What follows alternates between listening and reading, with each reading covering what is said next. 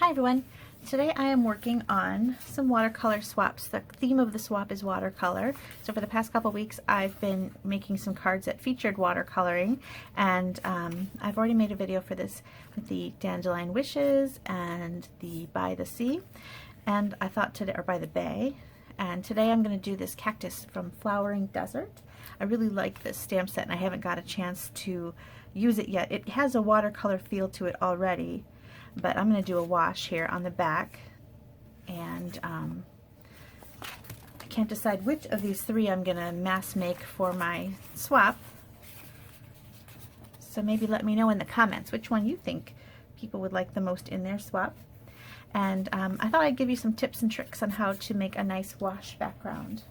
So I'm using watercolor paper, and this is cut at 3 3/4 by 5, and I'm just going to use my aqua painter. I've got Melon Mambo, Daffodil Delight, and Gorgeous Grape for the sky, and then the bottom land area is going to be Shaded Spruce.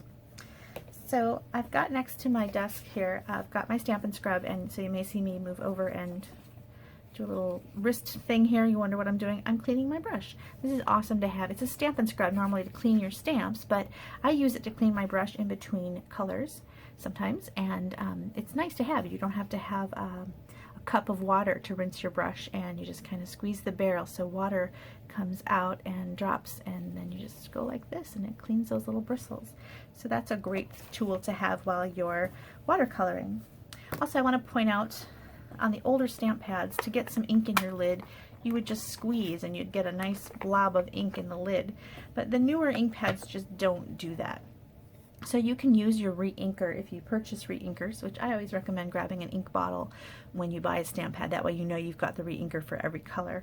But if you don't want to drop an ink in there, I use a small block, and I just kind of put some ink on it, and you can go like this and get it in your lid if you want to paint from your lid, or you can go ahead and just leave it on the block and use that directly. So what I'm going to do is I'm going to make sure that my brush has got some water on it, and I am going to just get it a little bit wet at the top here. You don't want it super wet. The watercolor paper will start to buckle a little bit. You can tape it down with washi tape. I'm not going to bother doing that for this because it's really a fast wash, and I'm hoping I don't need to do that. And I'm just going to start with that Gorgeous Grape right at the top and start to drag it down. I want strong Gorgeous Grape at the top, like a true Gorgeous Grape. And then I'm going to transition it into the Melon Mambo. So I want to drag it past the area that I think grape is needed so that it starts to flow into the Mambo. So you can see that I needed it true dark up at the top, but I can let it be lighter as I go down. Now I'm going to clean my brush and pick up some Melon Mambo, and then I'm going to start that, but I'm going to work it up towards that Gorgeous Grape. And I don't want to go all the way to the top because I want that true Gorgeous Grape at the top, but I do want to go most of the way up. So I'm going to clean my brush and bring some Gorgeous Grape back down, and hopefully in the middle they mix a little bit. Then you don't have a harsh line between the Mambo and the grape. So now with the clean brush, I'm kind of going to do the same thing and squeeze a little bit, get some water flowing.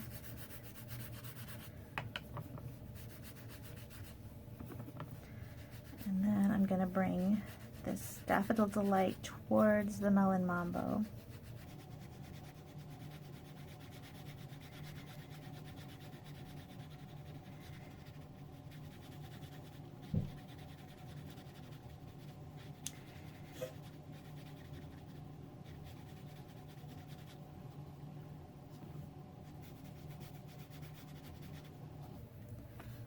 That true daffodil at the bottom, and then in the middle we want some of this Melon Mambo to come through, so I had to add a little bit more. And I've got kind of an orange.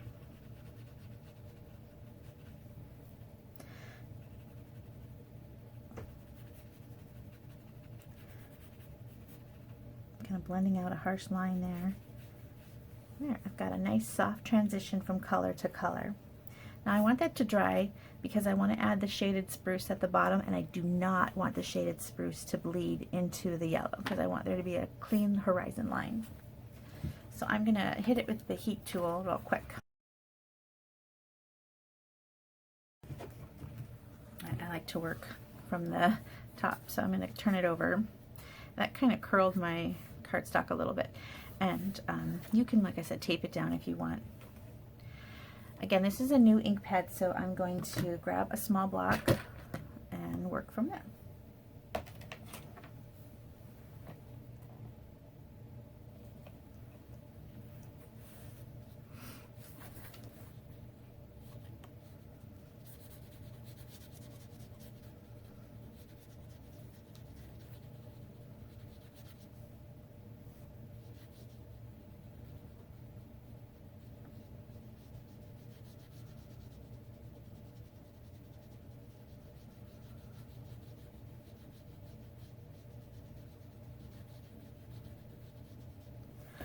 Okay, there we have it. So I've got a nice blend until I get to the ground here, and then I've got a sharp line. Okay, again, I'm going to hit this with the heat tool because I want to stamp on top of this, and I don't want my black ink to run into my colors.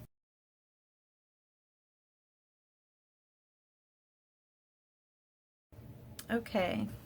Now when I stamp on watercolor paper, I love using the Stamparatus. Watercolor paper has some texture to it, so it's kind of bumpy, and you might need to do it twice with your ink, with your stamp. And you know, it's really hard to line up and get it perfect each time, but with the Stamparatus, you can go over your image multiple times to make sure you've got good coverage, and you don't have to worry so much.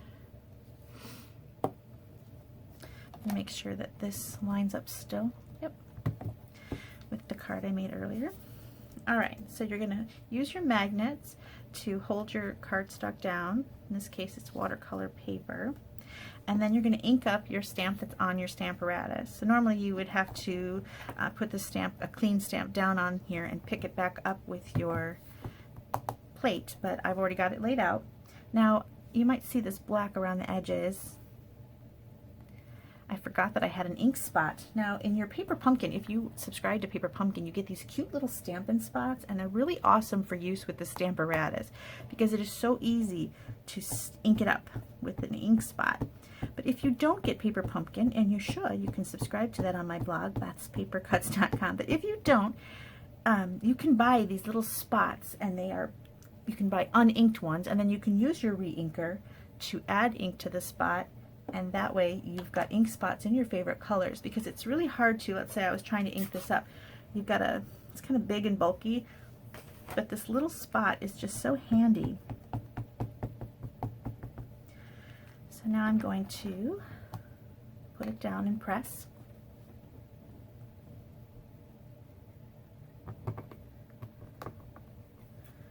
And lift it up. And see how I did. Now, like I said, watercolor paper is bumpy and you don't get good coverage right away. So you're going to want to do that again.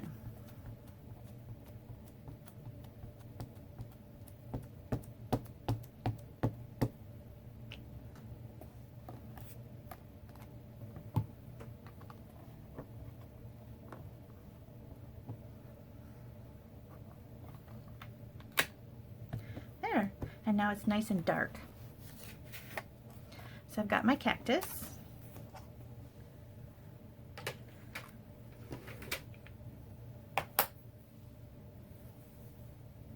And I'm going to mount it onto, this is shaded spruce. It's a newer color and I really like the deepness of it. It's a nice rich color. I'm going to add some adhesive to the back now. Normally I don't get too crazy with adhesive, I just do a couple lines, but because it's watercolor paper and it's a little buckly, I'm going to use a little bit more than normal.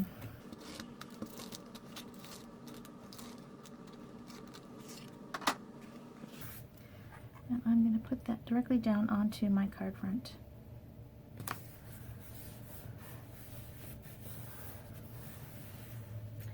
And I have made a frame out of those stitched rectangles. I post-it noted them together so that I can do it in one cut, and just cut out that black frame, and I want to have that frame popped up a little bit, so I'm going to use some foam adhesive strips.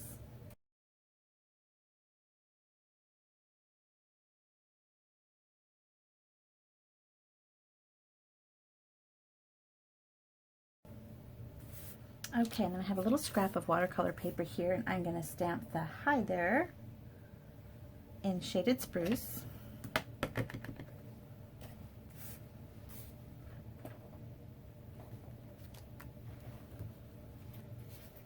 I think this is about 3/4 of an inch. It's the scrap left over from my watercolor paper, so I'm kind of letting my scrap dictate the size here.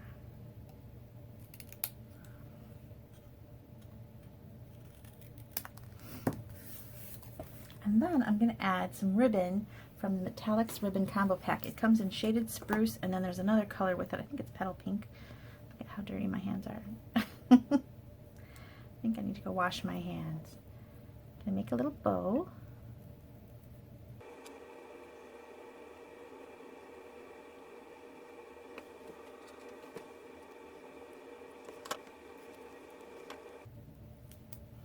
And then this can go really anywhere. It can come down here, it can go up at the top, it can go this way. You can do different things. I'm going to put it towards the top because I kind of like the bottom here.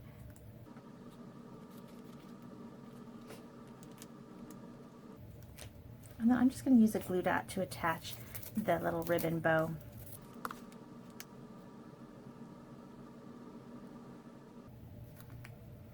Now on the inside, I wanted to give it a little decoration.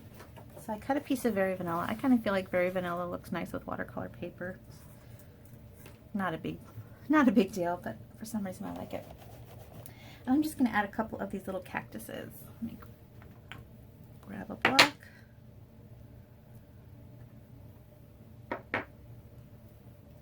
Now the fun thing about cactus plants are they're just kind of wonky. They do their own thing, so you can make them as crazy as you want, or you can make a pretty simple one.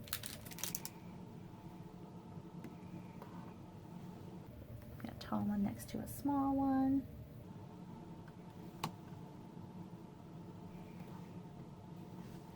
That one's starting to grow. And then I wanted to add a little bit of the brightness from the front of the card, so I put some Melon Mambo,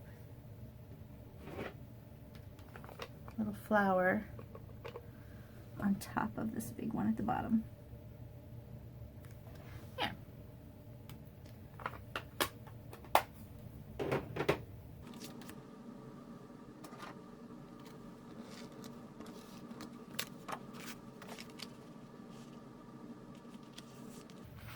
And you have a cute little note card. I hope you like it. Leave me a comment and tell me what you think. And I hope you subscribe to my channel and come back again. And maybe check out some of these other watercolor cards, by the Bay and the Dandelion Wishes. And please join me on my Facebook page. I have a Facebook page called Beth's Paper Cuts, but I also have an idea sharing group, and I just started it. I hope you'll join the group, because then on the group you're able to post things too. And so far no one hasn't, because like I said, I just started it. But I believe you can post things there, and you can chit chat with other stamper enthusiasts, and let us know about ideas you'd like to see, or show us some ideas you have, and we can all kind of collaborate and share our fun stamping projects. Thanks so much for watching. Bye!